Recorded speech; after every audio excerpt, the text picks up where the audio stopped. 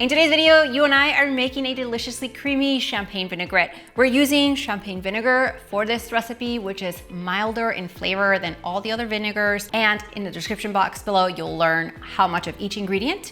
We're gonna also make it in the blender. You could, however, just put everything in the jar and shake it. But I do love fresh garlic, so we're gonna take a whole clove and put it in our blender. I also am using Dijon Mustard. Dijon Mustard makes our dressings really nice and smooth. It adds a lot of flavor too. And it's a classic ingredient in vinaigrettes. A little lemon juice, our champagne vinegar.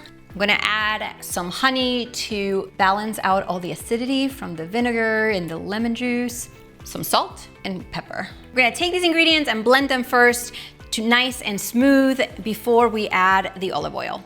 And up next, I'm going to pour the olive oil through the top of my blender. You could also use a food processor for this, and by adding it this way, it's gonna emulsify into our dressing. So little by little, I'm gonna be drizzling about half a cup. The measurements, again, are below the description box, and as you can see, as it blends, it's slowly emulsifying. I'm gonna show you what it looks like. Check it out. All you have to do is pour it into a jelly jar or a dressing bottle, whatever you have around. And the best part is that this dressing lasts 7 days in the refrigerator.